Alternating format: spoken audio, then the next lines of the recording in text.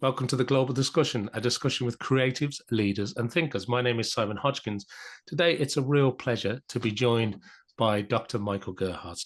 Dr. Michael, you're very welcome to the show. Let's begin by asking you maybe to tell us a little bit about your background, a little bit about the work you're involved in, and how this came about. Yeah, first of all, hi Simon, great to be here. I'll try to keep it short. So what I do is pretty simple. I help people find the right words because I believe that the words that you use can make all the difference between your idea making an impact and being forgotten. And that's basically how I got started on that track. Because originally I've been a computer scientist. That's where my PhD is in. I've done a PhD on mobile communications, been to many conferences, sat in too many meetings, too many boring meetings, and I've seen just too many ideas die or fade into forgetting because nobody cared for finding the right words to communicate them properly. And so even though that might have been a brilliant mind speaking about a brilliant idea that had the potential of changing the world, it just couldn't make that impact because people didn't care to get people's attention, to find words that are simple enough to understand what the point is, to make the case for why that matters to the customer or even to the business rather than just for you as the engineer or the leader of that department. And so I thought that that shouldn't be that way, right? That there must be a better way, that if you just took a little bit more care about the words that you use, that there must be a potential for the ideas that deserve to make an impact to actually make it. Well, that sounds exactly in the sweet spot of what we like to talk about here on the Global Discussion, because obviously our audience is made up of creatives and leaders and thinkers, and often finding the right word that actually connects, that resonates, that helps people understand, that can make change happen, something I know you talk about a lot. Sounds very simplistic on one level, but on the other hand, it really takes a little bit of thought. And is this, I mean, I've read through your manifesto, right? So you have this manifesto, the leaders lighting the path. Could you maybe talk a little bit about that? Because there's some great examples in it. There's some great situations where you've seen a shift in leadership, how marketing has changed. There's been a shift in marketing. You talk about that. And also you talk about the ability to get attention, and particularly with public speaking. But I'm sure there are many C-level executives or people that are trying to influence or reach particular audiences watching or listening to our episode today. So maybe could we just dive into the manifesto a little bit more, maybe a little bit more of your thinking on that? Well, nothing, I would nothing, love nothing more than that. So, um, I think that we're seeing a significant shift in leadership and one that puts communication really at the center of leadership. I mean, it's always been easier to be an effective leader when you were good at communicating, but it's never been more instrumental than today. Because when we think back at the time of our grandparents, when we had that command and control style where leaders were basically leading through authority and being the one who told the team what to do, and the team was pretty much expected to follow through. That was made easier through communication, but essentially, the team was basically expected. So you could delegate the task of figuring out what you mean to the team. Um, of course, that changed at one point to when people recognized that that might not be the most efficient way of, and even not the most effective way of leading a business. And so the carrot and the stick was invented, where leaders used incentives and things like that to motivate teams. But that was also still kind of superficial motivation that was made easier through communication, but where that was not the key of the tool that leaders used. But today we're seeing many leaders shift to a different way of doing things, where it's not about being the one who has all the answers, who commands the team to know to do what they're expected to do, but who's kind of lighting the path, who's finding the right words that align the team on a common spirit and a common path to a destination where everyone wants to go and wants to make an impact. Because these kinds of leaders in my experience, many of my clients, they realize that um, these people are actually on the team for a reason. We've hired them because they are brilliant at what they do, and they might be even more brilliant if we just let them do their thing, and just trust in their ability to figure things out that I could never in my lifetime figure out myself, simply because I cannot be an expert in everything, and simply because the brilliance of everyone will always surpass the brilliance of a single person if it's just aligned towards a common goal. And that's where communication is really essential, where this is just not going to work with commands, with some superficial incentives, with just telling people what to do. You've got to tap into their internal motivations, their internal drive and values and motives. And when you do that, when you manage to do that and find the right words that make that happen, they will be eager to make that impact. Oh, I really like that a lot, and there's a lot to think about in that. Um, One of the things I wanted to ask you though, when it comes to this, the importance of communication, the art of finding the right words, your typical customer, in inverted commas, the people that you work with the most, is there a particular type of person? Is it the C-suite? Is it the chief executive officer? Is it the person who's trying to launch this new business and scale it? Like, is there a particular trend, or is it all different shapes and sizes of I people that think you work with? I think the most striking thing about my customers that's common among all of them is their attitude towards what they do. They tend to be C-suite, and there are quite a number of entrepreneurs there, but there's also senior leaderships. I've also worked with solopreneurs.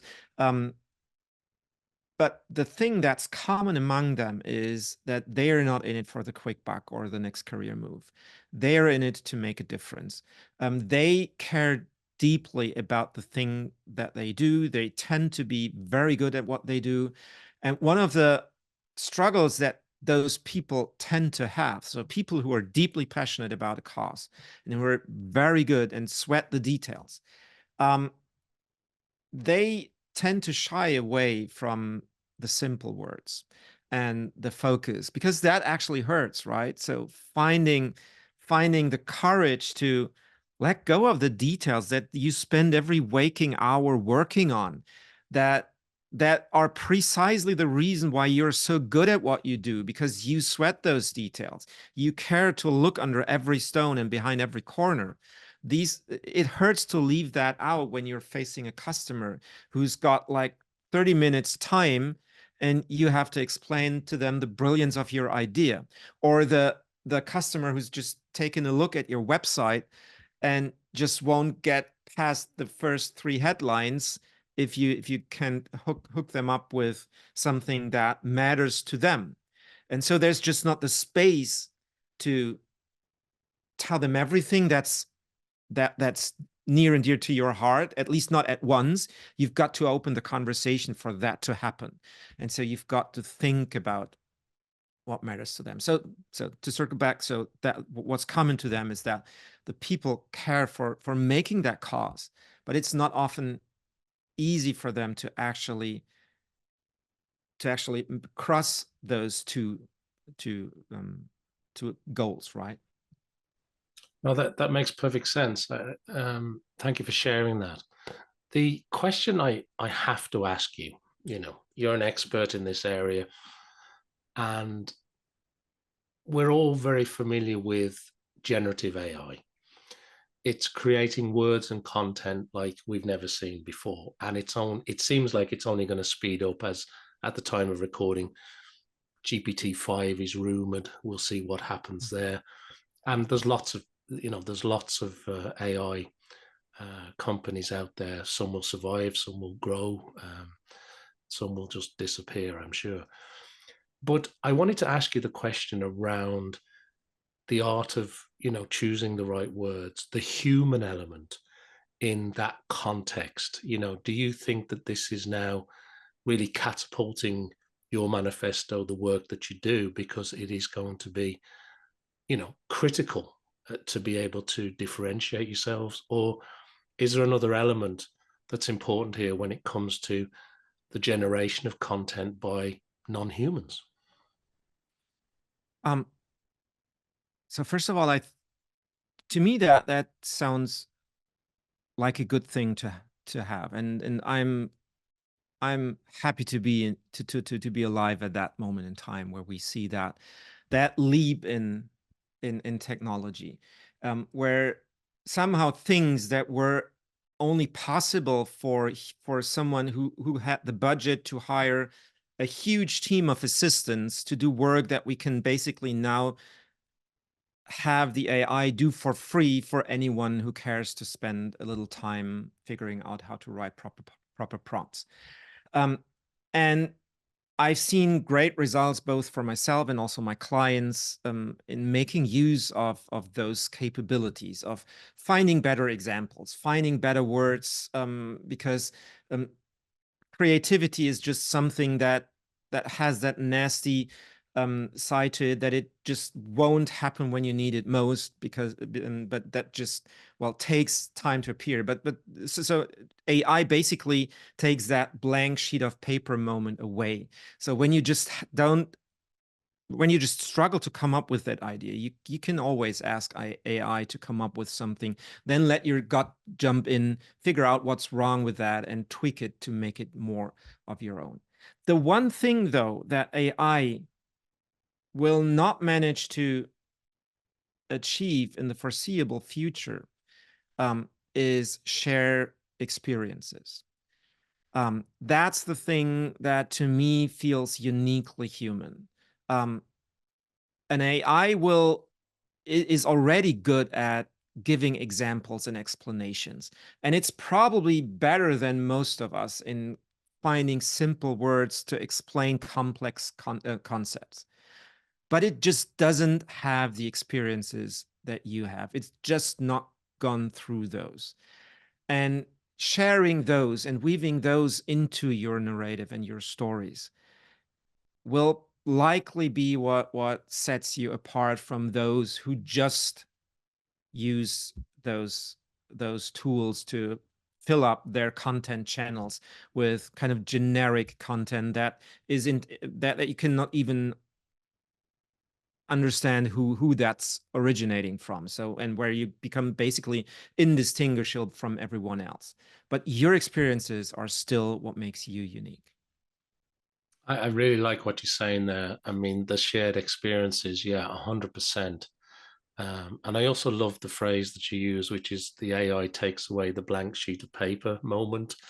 Um, and yeah, it's a really good phrase. It's a really good turn of words that really helps you understand that sometimes it can be that research assistant, it can be that sort of spark, it can help you formulate that, but that the human then takes over, whether it's with shared experiences or not, to really bring that to life, to breathe life into that. So thank you for sharing that. Very insightful. Now, for people who are watching or listening to us here today, having this discussion about communication, about using the right words and the art of communicating, you've been busy with your own podcast, Irresistible Communications, and I think it's somewhere around the 300 episodes mark. You're heading that way. Can you tell us a bit about that? Because you're really helping people there with some real gems, and there's a lot there. If people want to go and check it out, I would encourage them to do that. I know it's on Spotify and Apple Podcasts, and I'm sure a number of major ones. But could you tell us a bit about how the podcast came about and the type of things that you cover there? Because it's a real wealth of knowledge that's just sitting there that people need to know about. Well, first of all, thanks for the kind words. So very, very much appreciate that you find it helpful. It came about as kind of the audio track to my blog. So I've been writing my blog for like 16 years now, I think. I've switched to international audiences, to English as my primary language like 4 years ago. And there's now, I think, like 1,000 plus posts on my blog. And I think of the podcast as kind of the audio track to that blog, where I tend to pick kind of the best of the blog posts and and bring them into an audio format. Not necessarily, and I think one of the differentiators of that podcast, what makes it rather unique, not singularly unique, but there are not a lot of podcasts with that format, is that it's really short form. So it's just a 2-minute quick dive into one specific idea about communication. So it's not intended to give you a detailed how to, let's say, craft your next speech. It's intended to give you a pause about one specific aspect of your communication, to make you reflect and think about how you do that specific thing, maybe pay attention to in the meeting that you're headed to while listening to that podcast, and just, kind of tap into your attitude. And if you care to listen for an extended period of time, it might. So my hope is that it might have a chance of influencing you, at least in a slight way, and shifting slightly in your attitude of how you approach your communication, hopefully for the better. That makes perfect sense. We've got thousands and thousands of people in the global discussion community. And one of the things I like to ask the guests is if they've got any sort of advice. Now, obviously, around the art of communicating, or as per your podcast title, irresistible communication. Um, for people that are thinking about this subject, for those people that you're saying earlier, sort of sweat the details, they care about this stuff, they think about this stuff. Have you got any sort of advice or things that you often find yourself sharing with your customers and clients and the people that you work with? Are there any sort of, takeaways we can give people? So if you force me to condense it to one thing, it will be to stop persuading and start resonating. Don't persuade harder, resonate stronger. That to me seems one of the easiest fixes in communication. It's actually what most of the industry focuses on, right? The what I would call the wow effect. So how to put on a great show, how to put the spotlight on yourself, so that people, your audience, your customers, have a chance of witnessing your brilliance. And but the problem with that is that these people, your customers, your audience, they already got a hero. It's themselves. They don't need another hero. They need someone to cheer for them, to help them become a better hero of their lives. And so rather than finding words that persuade them of what you think is important, try to find words that matter to them, that make a difference for them, that resonate with what already matters to them. So rather than force them on your path, try to find alignment on a common path. I think that would be the most important thing. I think that is a superb distillation of thinking. Thank you so much for sharing that. And I mean, it's so beautifully said, because everybody's the hero of their own story. And if you can get them to resonate within their own story, that's the essence of it, isn't it? That's the secret of it. So thank you so much indeed for distilling that for our audience. Before we run out of time, I want to ask you a couple of other questions if I can. Sure. One is, the next 6, 12, 18 months, maybe even further out, how do you go about planning? You've been writing your blog a long time. You've been in this communicating space for a long time. How do you plan what's happening? Are you meticulous about this? How do you think about what's on your roadmap and what are you looking to achieve? How does that work in your world? Well, actually, we can make it pretty specific in that case. In about 6, no, I think it's 5 months time, my new book will be coming out. So actually, the cover is just in. So if you allow me, I just it's just a mock-up, but it's just in the final stages of getting written and then being laid out. So this is gonna come out in October, and this will determine a lot of my next steps into how I set up my own business, because I certainly wrote that to make an impact, it's called The Path to Strategic Impact. I hope that I can make some impact with it myself. But that doesn't happen by chance, right? It doesn't happen just because I wrote it and then just announce it. So it's got to be somehow the path to that publication date somehow has to be laid out and taken some deliberate steps so that it actually has a shot at getting the attention that I hope it deserves. How did you find the process of writing the book? It's actually my second book. And it was very different this time than for the first time. Because this time I didn't really set out to write a new book. I set out to kind of write an ebook, like 10 pages or so.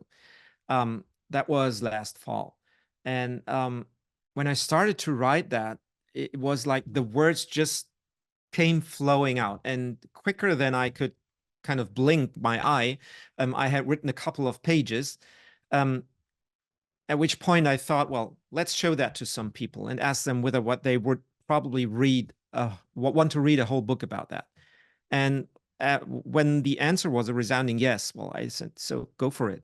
And that was a very interesting experience for me, and very different from my first book, where it to me felt like this book just wanted to come out. This book was kind of ready and just wanted to find the pages. So basically, the contents, the pure contents, filled up in what feels like no time. Well, actually, a couple of weeks, but no time. From an emotional point of view, and then, well, I took a couple of circles and rounds with my editor and proofreader and beta readers to actually bring it to where it is today. But that was a very interesting process for me to where I found that, well, this is something that needs to be said, because that's something that not a lot of books exist about. But I think that the world needs to hear more about how to make your strategy actually work and get your team to actually understand your strategy. Well, congratulations on writing the second book. Thanks for sharing that information with us. And people can no doubt look forward to that in the coming months ahead. At the time of recording, Sure. it'll be with us sooner rather than later. So do check that out. Finally, Dr. Michael, can I ask you, is there anything else that you'd like to share with our worldwide audience? That might be something we haven't touched on at all, or maybe something we have touched on that you'd like to expand upon. And secondly, and really importantly, if people want to connect with you directly, find out more about the art of communicating, find out more about your manifesto, find out more about your podcast, and of course, the new book coming out, where's the best place to point people to? Well, so if you get me that, give me the chance to say something, I will say something that I've said 1,000 times but never get tired of repeating. And that is, if more people would stop trying to be right and start getting it right, the world would be a better place. So if we would spend more time listening to each other, figuring out what a common path ahead is, rather than fighting for our own positions, insisting that we've got it already figured out, and instead looking for opportunities, or at least taking the possibility into account that there might be a different perspective, and that actually, when looking from their perspective, they might have a pretty good point, then that would kind of remove a lot of struggles and problems that we have. And that would propel a lot of businesses forward if they cared less about whose idea it is, but what the best idea is. So stop being right, start getting it right would be the one thing that I would want to say to the world repeatedly and never get tired of repeating myself. If you want to reach out to me, I invite you to visit my website. That's michaelgerharz.com, Gerharz, one word, michaelgerharz.com. You'll find pointers to the blog, to the podcast, and also to my new book. And I invite you, of course, to subscribe to those so that you get notified. But please feel free to connect with me on LinkedIn. I'd love to follow your journey and get in touch and get to know you better. So thanks for that possibility. Well, that brings us nicely to the end of our discussion here today on this episode of the Global Discussion. First, I'd like to thank everybody who's been watching or listening to this episode around the world. Make sure that you follow, like, subscribe, do everything I need you to do. to help support the show. And I hope you'll join me back here for some more discussions with creatives and leaders and thinkers, just like Dr. Michael Gerharz. Thank you, Dr. Michael. Real pleasure to catch up with you today. Thanks for having me.